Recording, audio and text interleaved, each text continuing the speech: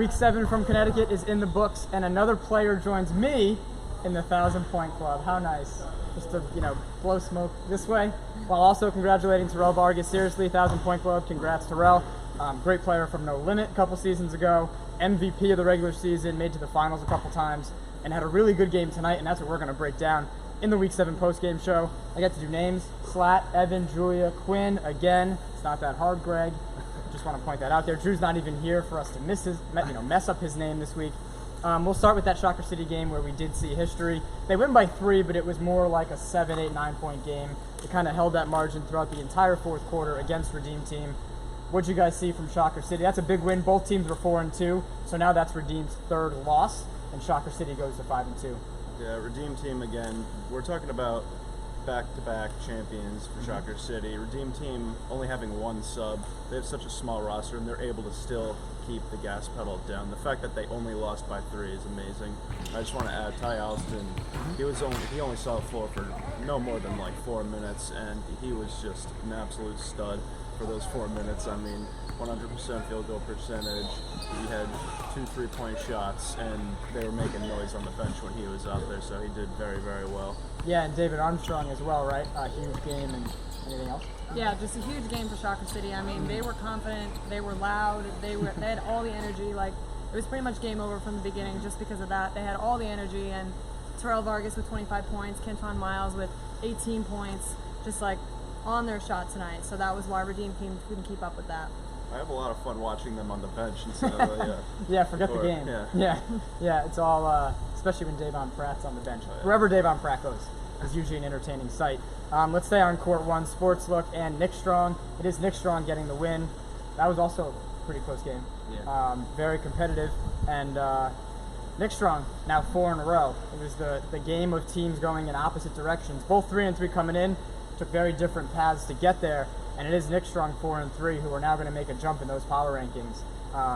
Almost likely passing Sportsbook, but what did they do tonight to get that win? Yeah, I mean, I expected that to be a physical game, and it definitely was. Sportsbook kind of imploded, which was surprising. That's the first time we really saw that all year. I mean, them yelling at each other on the bench.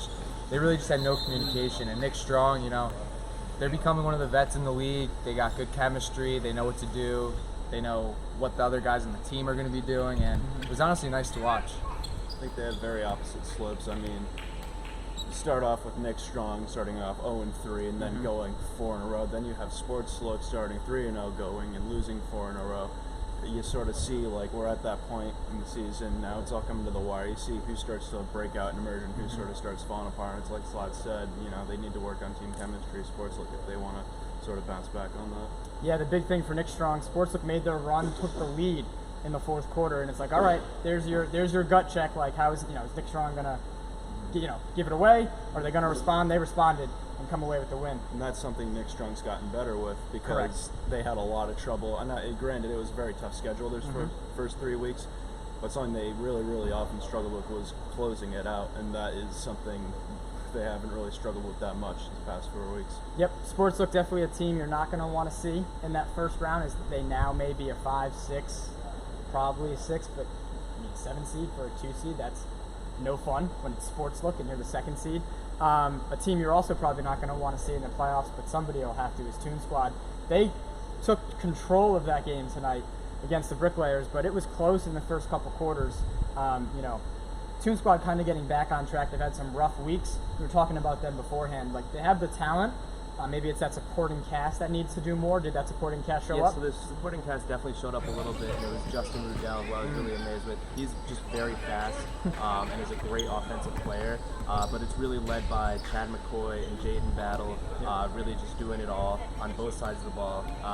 And so they both were dominant, and of course another sad moment, not a win for Bricklayers. Even though they kept it close and did look good to begin with, I thought they had a chance at first, but really dominant game by Chad McCoy. I'd say really dominated the whole one. Greg was happy that the Bricklayers covered, despite losing by 20 plus. He got like half his body on the Flint bandwagon, and the other half on the Bricklayers bandwagon. I think everyone's rooting for the Bricklayers. Of course, for sure. And they're. I mean, it's getting better. Now it's about, can they put it together all in one game.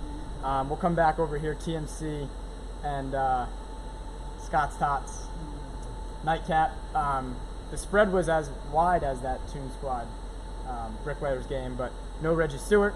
Run TMC still able to get the win.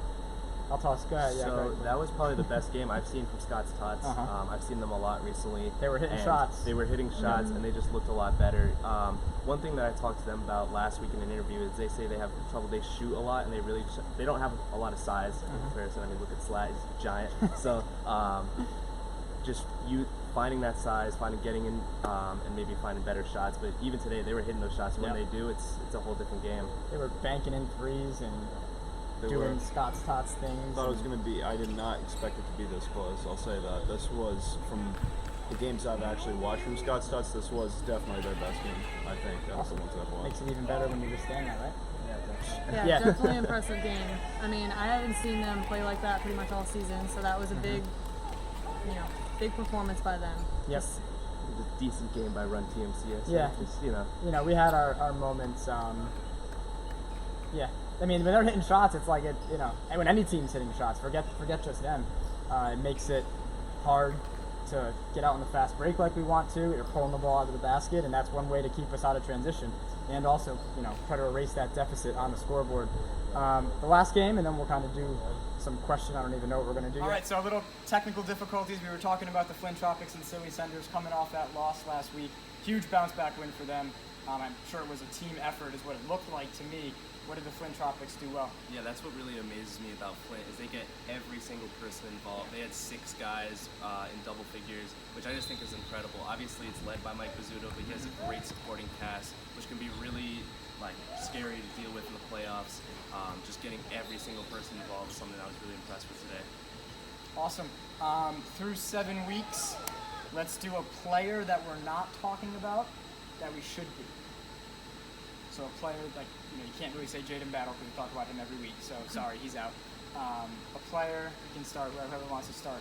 Anyone have somebody? Yeah, I can start. Okay. I think Noah Raffone on Scott's Tots is really good. I think his brother, I think the whole brother gang is really interesting to watch, especially with 34 blanking on his name, but Noah Jacob Vick. Jacob was on the bench just really controlling the team. So I think Noah Raffone, when he makes his shots, is a very deadly player.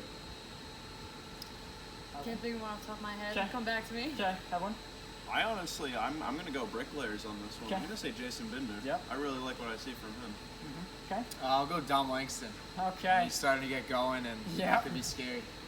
I'll buy Julia some more time. I just wouldn't, I just want to put this out there. I wouldn't start talking to Dom, second quarter of a basketball game. I don't know, right? Not smart. Yeah, no. Anybody? All right, we're gonna next week. Drawing a blank. Next week, you can pick someone from Run TMC. I could. You picked Joey's me. brother. Yeah. Oh yeah. Matt Zacco made his debut. 1 3-pointer. There you go. You can say Matt Zacco. There you go. Awesome. Matt Zacco. All right. Standout players done. Week 7 done. 2 weeks until the playoffs. Seeding starting to figure itself out. After next week, we'll have to do some tiebreaker stuff before the post game and kind of preview those possible matchups. But that's it for week 7. We'll see you for week 8 next week from InSports.